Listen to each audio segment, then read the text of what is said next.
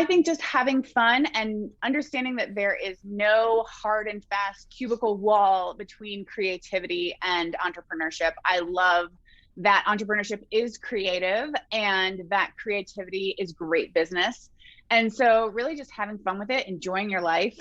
If you're out there taking this risk, I know for me, I'm getting ready to go off and nomad around Europe. And I'm like, oh, this is going to be a lot of work to set up. And I'm like, this is the life, right? This is what I decided to do this for, is my freedom.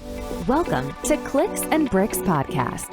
We talk about the entrepreneur mindset. If you get one shot at this, what kind of shot are you going to take? If we forget who we are, they're going to forget who you are. You've got an adversity story that's out of this world. Everything from that Main Street brick and mortar to that billion-dollar manufacturer.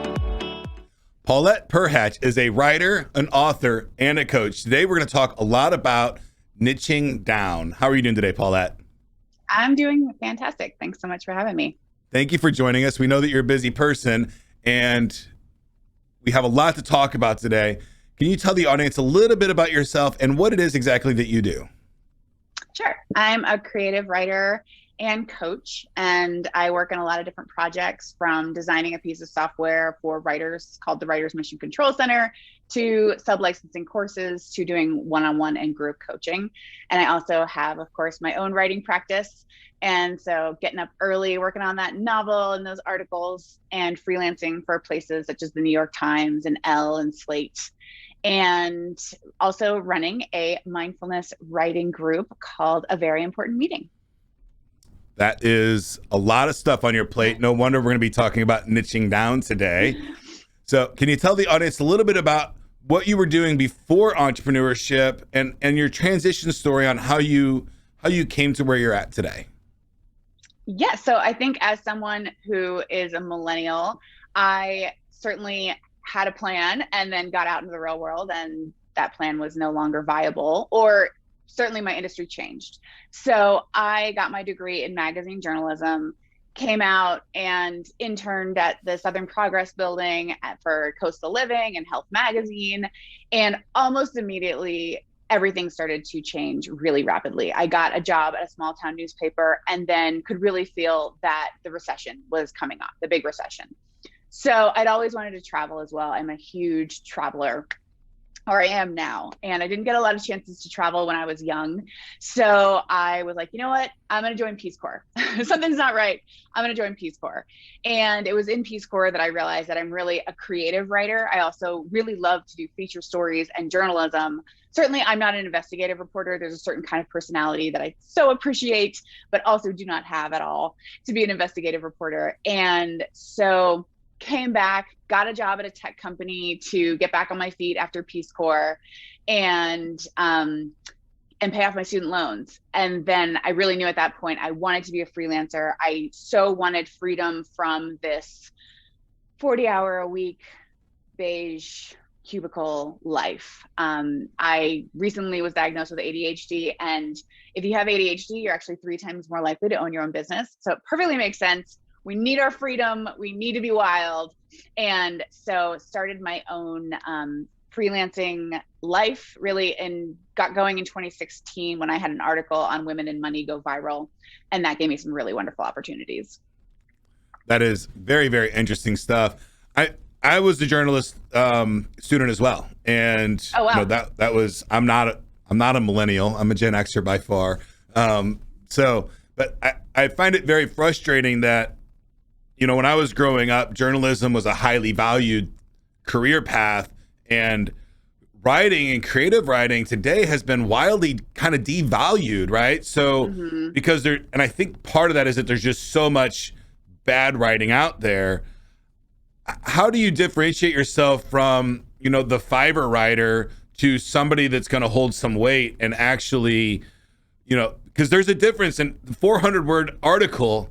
The person that's writing it, you could spend $10 and you could spend $10,000 on that article for 400 words. And obviously 10,000 is probably too much, but I know, I was like, tell me who you're talking to. But I mean, you could easily spend for a 400-word article a couple $100s, right? As low as 10 to a few $100s for a 400-word article.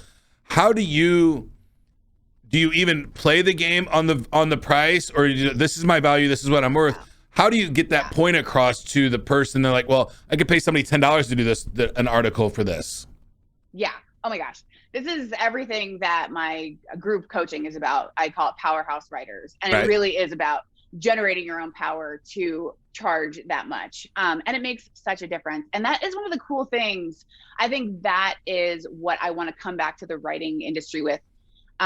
This information about how you can charge more. So when I had the article on Women in Money go viral, it zipped me to the top of personal finance media mountain. And I met all these amazing entrepreneurs and learned so much about business. And writers are so clueless about this. And rightly so. We're focused on the quality of our work, but there's so much around it that we also have to pay attention to. So branding, networking. I really hate that the phrase is, it's not what you know, it's who you know.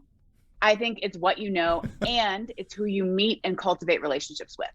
Right. Which is a growth mindset, right? You can take control over who you know. One of my favorite clients I met at a conference, and I was scrolling on my phone, and I was like, stop scrolling. Like, you paid to be around these people. And I threw my phone in my purse, and she kind of looked over and laughed. And I was like, I'm trying to stay off my phone.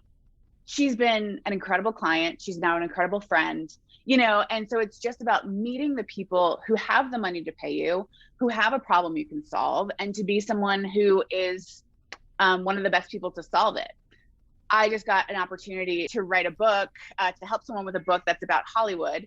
And is it because I'm the best Hollywood writer? No, I've never written a piece of celebrity gossip, anything, but I knew someone who knew someone who knew someone. Right.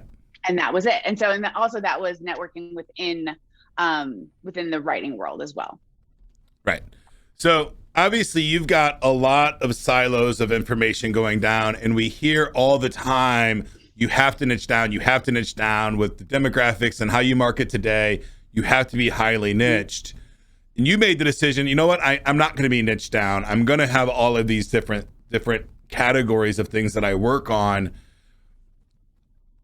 Is that important to you to have that different silos of stuff that you can work on? Or do you feel like if you would have niched down and stayed in that women in finance industry, you would have had a faster career, but maybe, what is the balance there for you? Oh, it's so hard. And it's a constant question where I know that if I were the queen of women saving an F-off fund, I could be that queen, right? But I would know in my heart of hearts that there's so much more that I want to explore, so much more that I want to write about. And then what happens when you get bored with your niche and you want out and you can't get out? That's what you have. So it's hard. It's hard to be a person who gives people writing advice and to say, I'm doing something that is against the wider wisdom. I will say that I've worked for special sections with the New York Times. And so they have a different topic each time there's a special section. So it's special. And I was in New York and I, managed a meeting with my editor. And I said to her, I was like, yeah, sorry, I don't really have a niche. And, and she was like, it's nice to have someone who's versatile. And I was like, oh, what a different way to think about it. And I love Terry Trespicio. She has a little course called Unhitch Your Niche. And I took it because I'm like, Terry, I need advice on this, right? And it could be that your niche is just the way that it feels to work with you. And so kind of my niche has a lot to do with my branding and my voice, which is that we're going to have fun. It's going to be a positive, pleasant experience. I'm going to use technology to the fullest because I'm really technologically savvy, whether it's with my courses or my software or my coaching. And so kind of just niching down in the way that it feels to work with me is what I focused on, and also the quality of the work. Okay, so you niched who you are, and then you can work on a lot of different things. I like to think about it, when we do a marketing campaign for a company, we have this whole grading system on how easy it will be to market your product, right? And if it's highly niched, it's very easy to market that product. Now, when you get an A or a B, like that's okay, yeah, we're going to take that client. But if you get a C, D, or F on the how easy it is to market, that means that it's, not very niche down. What I have found that on the easy things to market, the more niche they are, yeah, you can get them out there, you can start making some money. But if you can figure out the harder things to market, the niching yourself, branding yourself, that the end goal or the end result is so much more gratifying. it's a lot harder. Life is going to be a lot more challenging if you're not in a niche, because you're going to have to explain things. And if you're explaining, you're losing. So you got to really figure out how to communicate your silo within itself and niche those silos down, right? So I own a boxing gym, I own a hosting company, I own a podcast. And when I'm in each one of those, I'm 100% on those things. So each one of those categories is niched. I'm just not tied to one carriage or whatever you want to call it, right? Yeah, and there's something that feels dehumanizing to me, to be a walking elevator pitch, you know? Right. I'm passionate about blah, blah, blah, blah. It's just like, I'm just a human being on a round rock floating in outer space. Absolutely. We have no idea what's going on. You know what I really love to do is meet someone who's super passionate and doing amazing things. I love talking with them. I love talking with experts and telling other people, oh my gosh, look what this person's doing, and writing an article about it. That's one of my silos. I love helping writers work on their projects and read their amazing work and help them bring out the best of what they do and help them recognize their own gifts. Like, that's amazing, you know? And so for me, I had a label on my phone for a while that said, there's no time for BS, right? Because it is harder, but I do feel more alive and I really like my life. It feels almost like when we were in school and we're like, all right, it's science class. Okay, now it's this, you know? And so kind of like bopping into a meeting with my developer to talk about the piece of software I'm developing. It's like, oh, I love this meeting. And then doing something else. I love that variety. And so It's like challenge accepted, because it's worth it to me. I do want to go big, and my goal is to be a medium shot. That's my life goal. I just want to be a happy medium shot. That's all I want. That's all I want in this world. Yeah, right? That's all. I don't want a giant business. It's not fun. I've been down there. I don't like it. Pony. I'm good. Yes. Fantastic. Yeah. So, so I think it's really just recognizing and constantly kind of steering your own sailboat, right? I just made the decision to move from Seattle, and I love Seattle, but the average house is now $1 million, and it was just asking too much. And I'm like, I could be Little Miss Hustle and look back in 10 years and be like, remember when I was going to write a novel, you know? And so steered that ship another way. So just kind of seeing, how you feel in your life. And if you're like, I'm feeling a little uncomfortable, I'm feeling a little weird, and asking yourself, like, do you like this, or do you want to do something else? We can always change. I think we have to recognize, like, okay, I'm not doing that anymore. We can always change. Right. Absolutely. So I think it's important for me, and I don't know how you handle this, when I'm in each silo, I'm 100% in that silo, right? I try to, when I'm focused on it, I try to focus on it 100%. And for me, if I do switch gears, I had to like verbally say it. Hey, I know that I'm switching gears, team, but I'm going to think about this for just a couple of seconds. Yeah. Okay, we thought about that. Now let's get back to our another thing. Because I find when those little things pop up, it's better to knock them out, and then get back to task quickly. Although that can lead to other struggles. It's more challenging, but for me, it's way more fun. I'll acknowledge that. I'll be like, okay, this is a sidebar, but like, I've been thinking about this and I have to say it out loud. Right. I did hire an assistant, and that's been so game changing. She's amazing.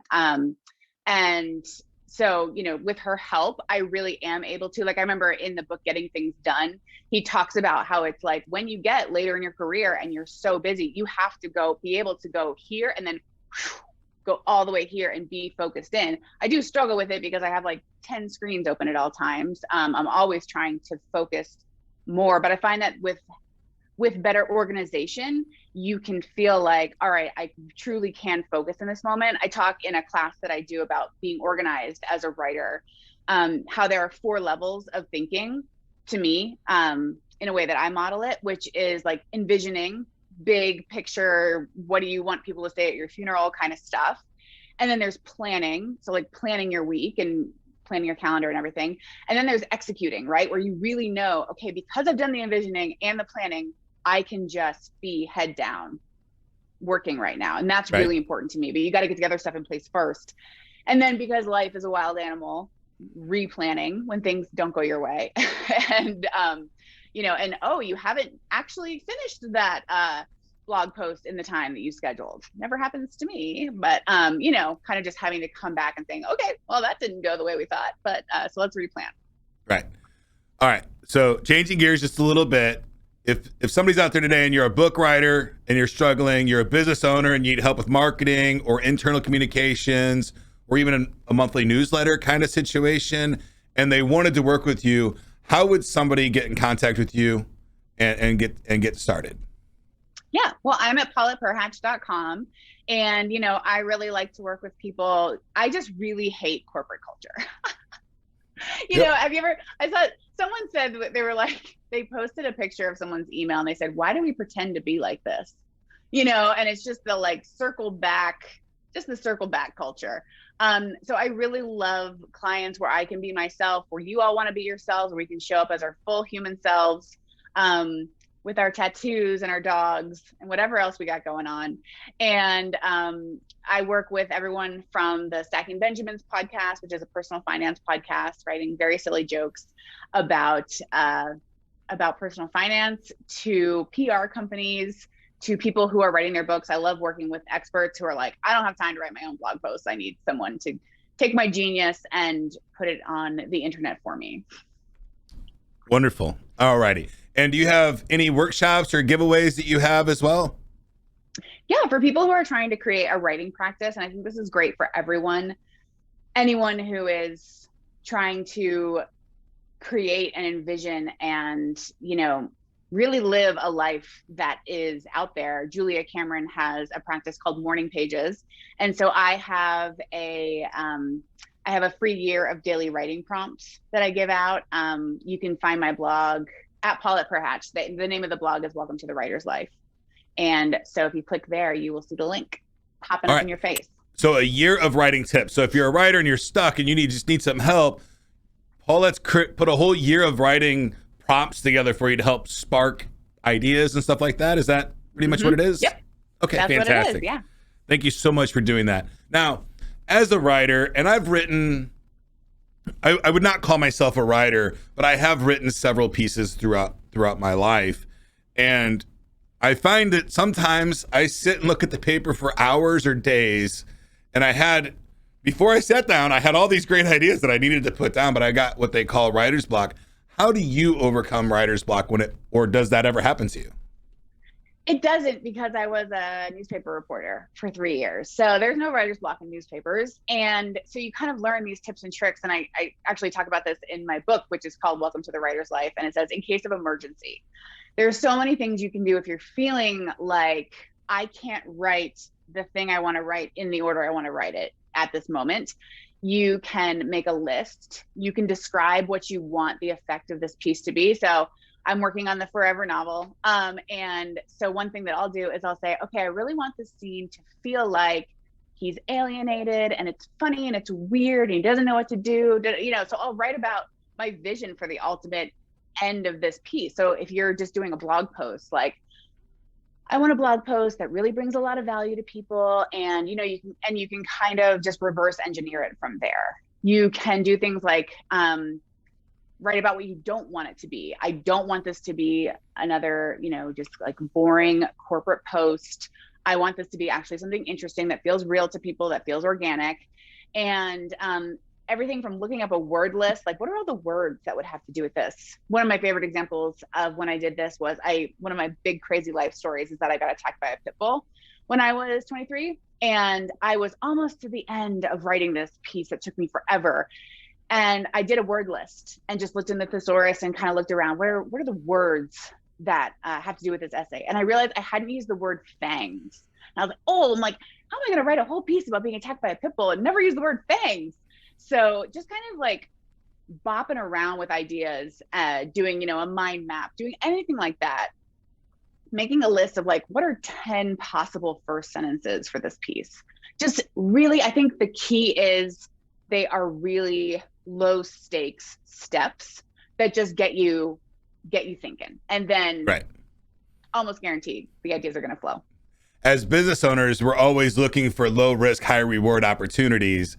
And in writing, when you have writer's block, you just take low risk activities that may have big rewards. So write down a word, look at a word, write down write down what you don't want it to be, right? Because I've went down the path a bunch of times in my life saying, I'm going to do this. And it ends up being something that I don't like, right? So thinking about what I don't want it to end up like in the beginning would help me not end up in that position and reverse engineer it. Kind of writing I think out that's your boundaries, or even just taking your phone and going for a walk and talking to your phone, and then put it in a transcription software. right. Boom. For a lot of us, it's a lot easier to talk than it is to write. Definitely for me, by far. And I think that the other piece of advice is just don't judge yourself too much, especially in this stage. When you're creating, there's no judgments at all. You're creating something. This is brainstorming time. It's not a judgment zone at all. Like there's no room for that at all. I mean, there is judgment. The important thing is to ignore the judgment. Yes. I've never written the first piece and been like, and time to suspend the judgment. But I think Right. through my mindfulness and meditation practice, it's really taught me to be like, oh, who's that speaking? Is that my inner critic being a jerk to me right now? Well, Right. excuse me, sir, we are in first draft mode, so I'm just going to keep going, and you can just sit there coloring in the corner. Thank you. Fantastic. Paulette, I know that you're busy and you've got a meeting right after this, and so do I. Is there anything you would like to leave the audience with before we go? I think just having fun and understanding that there is no hard and fast cubicle wall between creativity and entrepreneurship. I love that entrepreneurship is creative and that creativity is great business. And so really just having fun with it, enjoying your life. If you're out there taking this risk, I know for me, I'm getting ready to go off and nomad around Europe. And I'm like, oh, this is going to be a lot of work to set up. And I'm like, this is the life, right? This is what I decided to do this for, is my freedom. And so to really use creativity and to love creativity and incorporate that as a part of your business, and that will really help it grow. Fantastic. Thank you so much for your time today. I hope we get to talk again soon. Yeah. Thanks so much, Ken. That's it for today's episode. If you'd like to join my text line community, the number is 314-370-2871. The way you join that community is ask me any question about business or technology, and I'll send you an absolutely free, unbiased answer. If I don't know the answer, I've got a huge resource pool. I will do the research and get a good answer for you. That's it for today's show, folks. Get to work.